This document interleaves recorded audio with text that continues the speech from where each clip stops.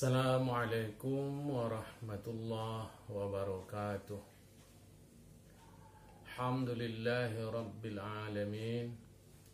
Wassalatu wassalamu ala ashrafil anbiya'i wal mursalin Habibina wa maulana Muhammadin wa ala alihi wa sahbihi ajma'in. Man yahdillah fala mudilla lah wa man yudlil fala hadiyalah. Insyaallah kita akan membacakan tafsir Al-Wajiz, tafsir yang ditulis oleh Profesor Dr. Wahbah Az-Zuhaili, yang akan dimulai dari surah Al-Fatihah. Bismillahirrahmanirrahim. Alhamdulillahi rabbil alamin. Ar-Rahmanirrahim. Maliki yaumiddin. Iyyaka na'budu wa iyyaka nasta'in. اهدنا الصراط المستقيم صراط الذين أنعمت عليهم غير المغضوب عليهم ولا الضالين آمين. Al-Fatihah adalah surah pembuka dalam susunan Al-Quran. Dia surah yang pertama, terdiri dari 7 ayat. Dimulai dengan ayat yang berbunyi Bismillahirrahmanirrahim. Dengan nama Allah, Tuhan kasih, Tuhan sayang. Segala puji milik Allah, Tuhan seluruh alam. Ayat kedua. Ayat ketiganya, yang pengasih, yang penyayang. Maliki yaumiddin. Yang keempat, pemilik hari pembalasan. Yang kelima, ayat kelima, Iyyaka na'budu wa iyyaka nasta'in.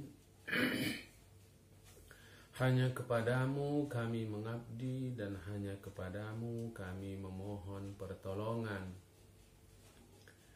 Ayat yang keenam, Ihdinas siratal mustaqim. Ya Allah, berilah kami petunjuk agar tetap berada di atas jalan yang lurus. Ayat terakhir yang ketujuh, Siratal ladzina an'amta 'alaihim ghairil maghdubi 'alaihim waladdallin. Jalan orang-orang yang Engkau beri nikmat kepada mereka, bukan jalan orang yang Engkau murkai, dan bukan pula jalan orang-orang yang sesat. Sebaiknya sebelum membaca Al-Quran dimulai dengan membaca ta'awuz. Ta'awuz adalah perlindungan diri kepada Allah daripada gangguan syaitan. Bunyinya, A'udzu billahi minasyaitonir rajim. A'udzu maknanya adalah al-taji'u. A'udzu al-taji'u. Al-taji'u artinya aku, saya berlindung. Ilallahi, kepada Allah. Aku berlindung kepada Allah. Susunannya al-taji'u ilallah, aku berlindung kepada Allah. Sedangkan a'udzubillah, aku berlindung dengan Allah. Mustajiran bihi, hal keadaanku minta perlindungan minasyaitani, daripada syaitan, arajim al-matrud, yang dijauhkan, yang dicampakkan, min rahmatillahi wal khairi, daripada kasih Allah dan kebaikan. Jadi ar-rajim yang selalu diartikan terkutuk itu adalah al-matrud, yang dijauhkan, min rahmatillahi wal khairi, dari kasih Allah dan kebaikan. Supaya apa kita berlindung dengan Allah? Li alla yaduruni fi syai'in, supaya tiadalah syaitan itu membahayakanku, fi syai'in, sikit pun, dalam hal apapun. Fi syai'in, dalam apapun. Jadi berlindung dengan Allah supaya syaitan tiada menyakiti kita, membahayakan kita. Bismillahirrahmanirrahim. Dengan nama Allah, Tuhan kasih, Tuhan sayang. Maksudnya, abtadi'u tilawati, kumulai bacaanku, musta'inan, dalam keadaan meminta pertolongan, bismillahi wa zatihi, dengan menyebut nama Allah dan zatnya. Kita mulai dengan bismillah.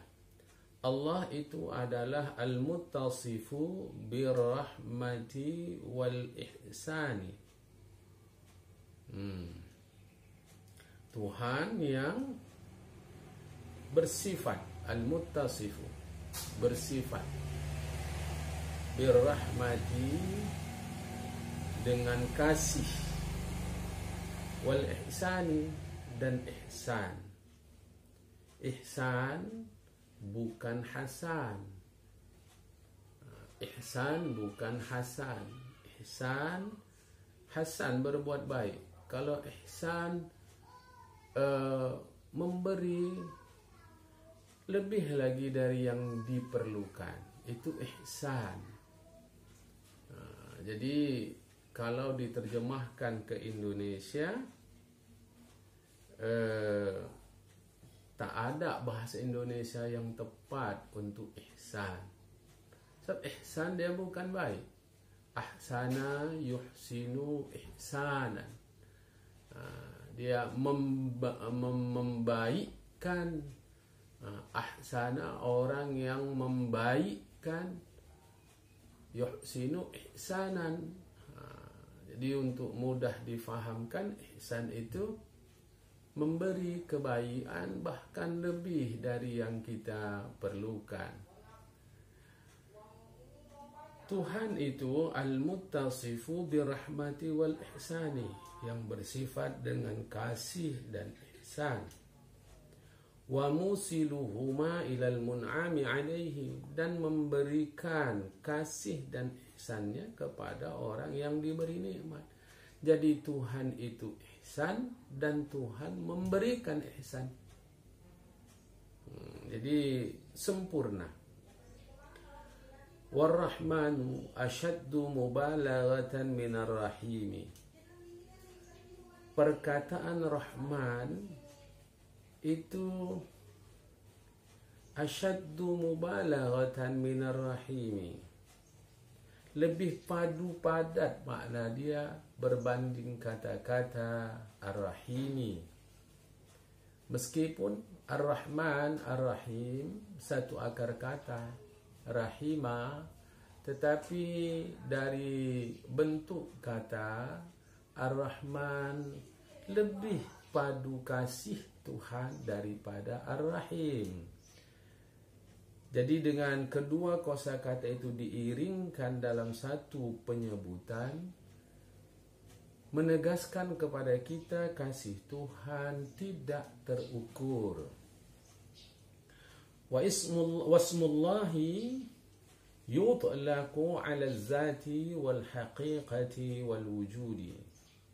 Sementara perkataan Allah, Allah yang bahasa Arab itu adalah sebuah kosakata yang hanya digunakan, yutlaqu 'ala, hanya digunakan untuk menunjukkan zat Allah, hakikat, substansi Tuhan, al-wujud, eksistensi atau adanya Tuhan. Jadi begitu kita menyebut Allah, itu langsung tertuju kepada zat yang hanya Ia ada dan senantiasa ada.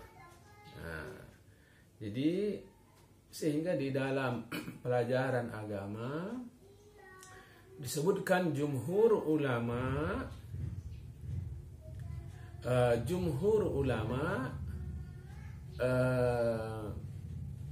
mengatakan kosakata Allah adalah al-ismul a'zam, nama yang paling agung untuk Tuhan. Ya, sebab kosakata Allah menunjuk langsung kepada zat Tuhan,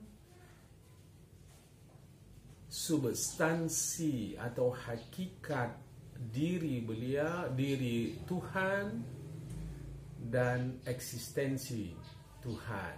Jadi begitu disebut Allah, tak ada yang lain. Ayat yang kedua, segala puji milik Allah, Tuhan seluruh alam. Ditafsirkan oleh Ustaz Wahbah Az-Zuhaili, as-sana'u bil lisani wal qalbi ala jamili ni'amillahil ma'budi bihaqqin murabbil awalimi kulliha minal insi wal jinni wal malaikati wasyayatini wa malikihim wa mudabbiri amrihim fahuwal mustahiqqu li jami'il mahamidi bil qalbi wal lisani. Segala puji untuk Allah, segala puji milik Allah, Tuhan seluruh alam. As-sana'u bil lisani wal qalbi, pujian itu mestilah diekspresikan dengan lidah dan hati. Itu yang sempurna. Tak salah ketika orang mendapat nikmat memuji Allah dengan hati dia. Tak salah. Tak salah pula dengan lidah dia saja, dengan mengucapkan terima kasih ya Allah. Tak ada salah. Tetapi yang lengkap, yang sempurna adalah alhamdulillah di mulut, alhamdulillah di hati. Terima kasih ya Allah di mulut, terima kasih ya Allah di hati. Terima kasih ya Tuhan yang kasih di mulut, terima kasih ya Tuhan yang kasih di hati. Terhadap jamili, betapa bagusnya ni'amillahi, nikmat Allah. Ya. Yang Allah itu al-ma'bud bihaqqin, diabdi dengan sebenarnya. Ya. Diabdi dengan sebenarnya. Jadi al-ma'bud bihaqqin. Murabbil awalimi, murabbi, mudah untuk memahami murabbi ini. Bisa diartikan pengatur, pembimbing, pendidik. Jadi untuk mencari kosakata yang tepat terjemahan untuk murabbi agak sulit, karena murabbi ini dia mengurus seluruhnya. Itu murabbi, dia mengurus seluruh dari A sampai Z, luar sampai dalam, sampai yang sekecil-kecilnya. Allah itu murabbil awali, dia urus semua. Ya, mungkin lebih supaya mendekati pemahaman, murabbi pengurus, diurus Allah semua alam itu, manusia, jin, malaikat, syaitan. Wa malik, Allah pemilik semua. Wa mudabbir, pengatur segala urusan mereka. Oleh kerana Allah lah segala-galanya, Allah pemberi nikmat, Allah pengatur, maka pantaslah fahuwal mustahiq. Allah lah yang berhak li jami'il mahamidi, terhadap seluruh pujian. Nah, kalau hanya Allah yang berhak terhadap seluruh pujian, maka selain Allah sejatinya tidak berhak untuk mendapatkan pujian. Jadi hanya Allah yang berhak terhadap segala pujian, baik dengan lidah kita atau dengan hati kita. Sehingga kalau kita tidak memuji Allah, berarti kita tidak sadari bahwa itu hak Allah. Bahkan diri kita ini ditarbiyah, ditadbir oleh Allah Ta'ala. Allah amat bertanggung jawab terhadap kita, sehingga pantas sajalah Allah mendapat pujian itu. Di ayat pertama, Bismillahirrahmanirrahim, diulang lagi kosakata Ar-Rahman Ar-Rahim, ayat yang ketiga. Ar-Rahman Ar-Rahim, Tuhan kasih, Tuhan sayang.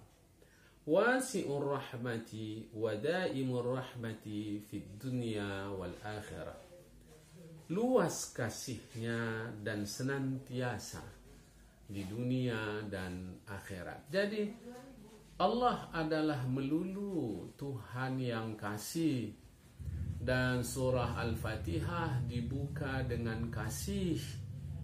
Bahkan Ustaz Wahbah Zuhaili tafsirkan wasi'ur rahmah wa daimur rahmah, luas dan senantiasa kasih Tuhan. Jadi Allah adalah Tuhan yang melulu dengan kasih di dunia dan akhirat.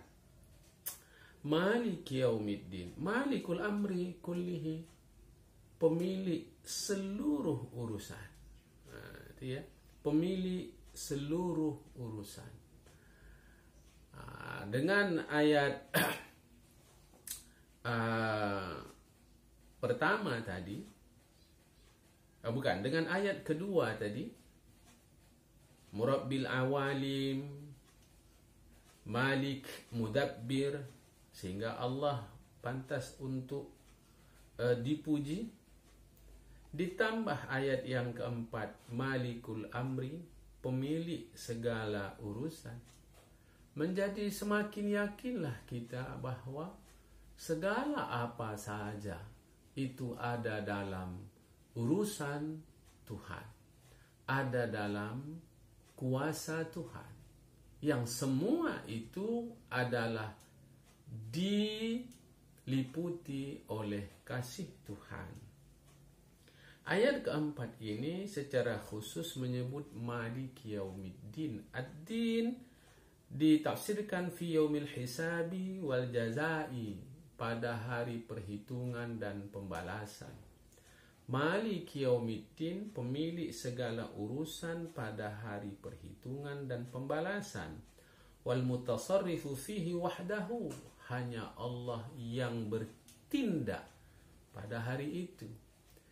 Ini hendaknya tidak menimbulkan kesan bahwa dunia ini bukan milik Allah. Oleh karena tadi di ayat yang kedua sudah jelas, Murabbil awalim, Malik, Mudabbir.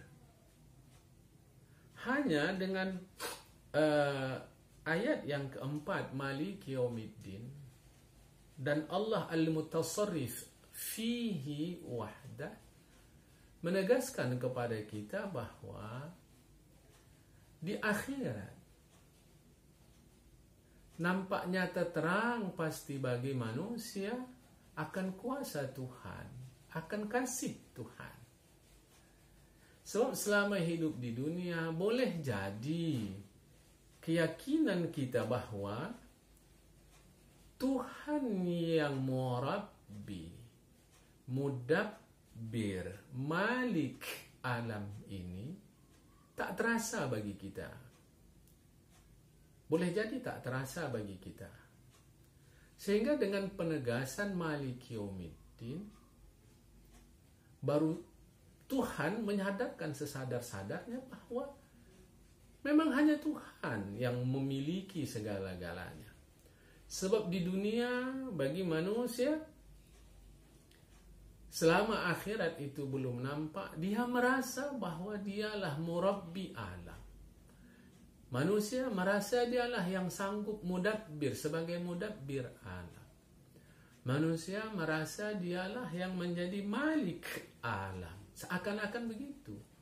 Sehingga dengan penegasan ayat keempat, tersadarkan oleh kita bahwa seluruhnya berasal dan kembali kepada Tuhan.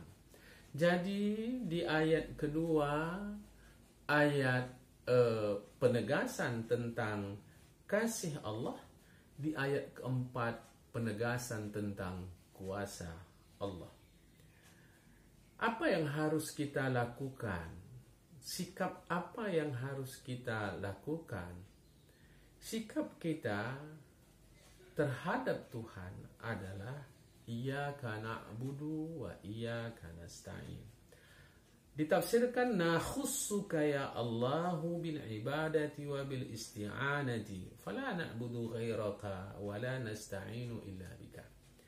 Kami hanya mengabdi kepadamu ya Allah dan hanya minta tolong kepadamu. Kami tiada mengabdi kepada selainmu dan tiada minta tolong kepadamu.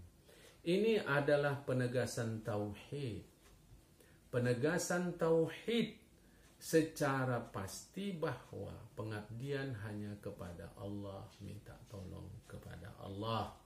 Dan tauhid tempatnya adalah di dalam hati. Hati kita mesti yakin betul kita hanya mengabdi kepada Allah dan tiada lain, minta tolong hanya kepada Allah. Bukan berarti mulut kita tidak boleh mengatakan minta tolong kepada si fulan, fulan tolonglah saya. Bukan berarti tidak boleh begitu. Itu adalah syariatnya. Namun di dalam hati kita saat kita minta tolong kepada seseorang atau kepada sesuatu yang menolong kerja kita, kegiatan kita, aktivitas kita, pada detik yang sama kita mesti yakin bahwa semua itu dari Allah Ta'ala. Begitupun ihdinas siratal mustaqim. Tuhan tunjukilah kami ke jalan yang lurus. Di awal tadi saya sudah terjemahkan. Kita bukan meminta petunjuk supaya ke jalan lurus, bukan. Meminta petunjuk ke jalan lurus bermakna kita masih sesat. Yang kita minta adalah petunjuk supaya tetap di jalan lurus. Waffiqna ila tariqil qawimil wadihi ghairil mu'awwij wa huwal Islam wal iman. Tuhan, berilah kami taufik ke jalan yang lurus terang, tiada bengkok, itulah Islam dan iman. Kita sudah Islam, kita sudah iman, tapi tak ada jaminan di akhir hayat kita tetap Islam, tetap iman. Kita meminta petunjuk kepada Allah agar sampai akhir ayat kita tetap Islam, tetap iman. Jalan siapa yang kita minta? Itulah ayat terakhir. Tariqal ladzina an'amta 'alaihim minal malaikati wan nabiyyin was-siddiqin wasyuhada'i was-salihin. Jalan orang-orang yang engkau beri nikmat kepada mereka ya Allah.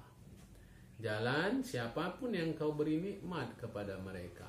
Itulah jalan para malaikat, para nabi, orang-orang jujur, orang-orang mati syahid dan orang salih. Seperti yang disebut di dalam surah An-Nisa ayat 69. Bukan jalan orang yang kau murkai. Itulah yang menyimpang sebab sombong dari jalan kebenaran dan dari jalan yang lurus. Jadi bukan jalan orang-orang yang menyimpang dari kebenaran dan lurus.